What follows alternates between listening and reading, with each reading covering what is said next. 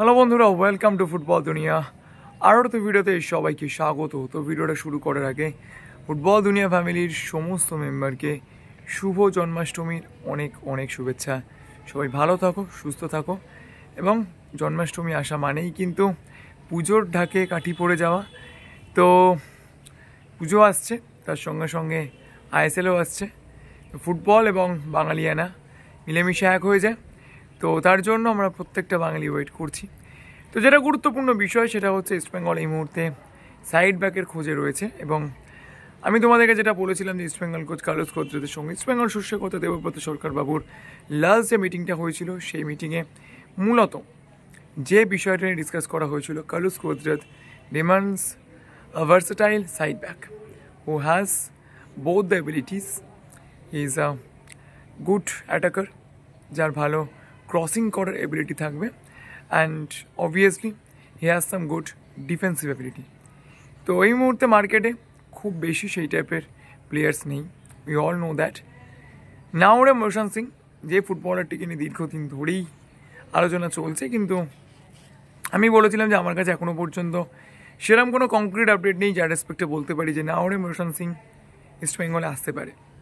এবং বেঙ্গালুরু এফসির ফার্স্ট ইলেভেনের প্লেয়ার এবং যথেষ্ট চান্স পাচ্ছেন, এবং ফার্স্ট ইলেভেন অত্যন্ত গুরুত্বপূর্ণ একজন ইন্ট্রিগাল পার্ট এই Naorem motion Singh.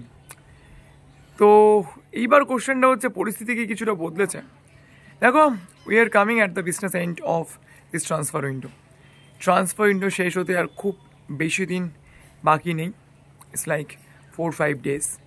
So we are at the business end, and এই সময় যে জিনিসগুলো হয় it's a kind of acceleration round, যেখানে হাতের কাছে যা অপশানস রয়েছে সেগুলোকে নেওয়ার চেষ্টা করে বাই এনি কস্ট টিমসগুলো।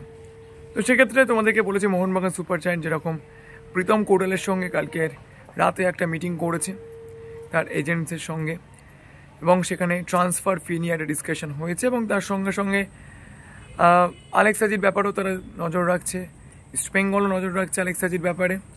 তো এই কয়েকটা ভালো অপশানসই কিন্তু এই মুহূর্তে মার্কেটে অ্যাভেলেবেল রয়েছে।